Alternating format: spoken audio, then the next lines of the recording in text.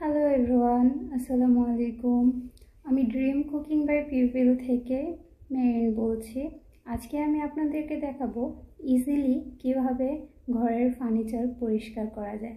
তো আজকে আমি যে জিনিসটা দিয়ে ফার্নিচার পরিষ্কার করব সেটা হচ্ছে বাচ্চাদের খেলার স্লাইম।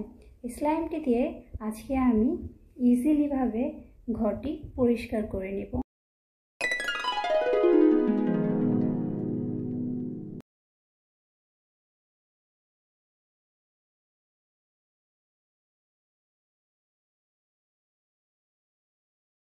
আমি এখানে অল্প একটু স্লাইম নিয়ে নিয়েছি।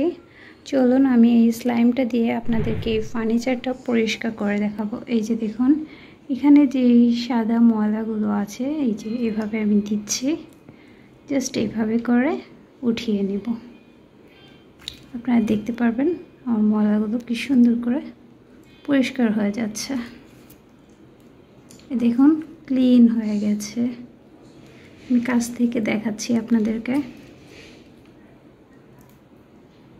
এই সাইডটাতে দেখুন একটা সাদা দেখা যাচ্ছে, এটাতে আমি এইভাবে একটা ঘষা দিব, ব্যাস ভ্যানিশ। আপনারা খুব সহজে এইভাবে স্লাইম দিয়ে আপনাদের ঘরের ফার্নিচারগুলো ইজিলি পরিষ্কার করে নিতে পারেন। আমি এখন আপনাদেরকে দেখাচ্ছি আমার কোন জায়গাটাতে বেশি একটু ফাঙ্গাস আছে সেটা। এই যে দেখুন এটা দেখুন আমি এভাবে ঘষে নিচ্ছি, উঠছে না। এই যে দেখুন, ব্যাস ক্লিন।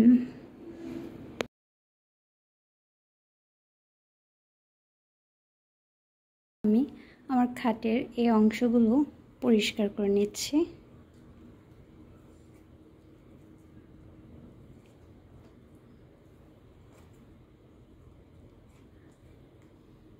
এই দরজাটাও ভালো করে পরিষ্কার করে নেব। আমি এভাবে করে আমার সব ফার্নিচার আমি পরিষ্কার করে নিচ্ছি। দেখুন কি সুন্দর নতুনের মতো হয়ে যাচ্ছে। যেখানে একটু বেশি ময়লা বা একটু বেশি দাগ আছে সেটাতে একটু আপনি চেপে চেপে এভাবে করে রেখে উঠিয়ে ফেলবেন। এভাবে করে রেখে উঠিয়ে নেবেন, ব্যাস ক্লিন। দেখুন ক্লিন হয়ে গেছে। একটু সময় এভাবে করে আমি যখন আমার ঘরের সব ফার্নিচার পরিষ্কার করে নেই তখন আমার স্লাইমটা এতটাই কালো হয়ে যায়। এ হচ্ছে আমার একটা নতুন স্লাইম, এ হচ্ছে আমার একটা পরিষ্কার করা স্লাইম, ফার্নিচার পরিষ্কার করে না। তো দেখে নেন আপনারা তফাৎটা কতটুকু ডিফারেন্ট হয়ে গেছে। এখানে এই স্লাইমটা এটা দিয়ে আমি পরিষ্কার করিনি, এটা দিয়ে আমি পরিষ্কার করেছিলাম। আমার ঘরের এভরিথিং ফার্নিচারগুলো পরিষ্কার করার পর আমার স্লাইমের এই অবস্থা। আপনারা এই এতটুকু স্লাইম দিয়ে সম্পূর্ণ ফার্নিচারগুলো পরিষ্কার করে নিতে পারবেন ইজিলি। জায়গার ময়লা ভালো করে পরিষ্কার হয়ে আসে।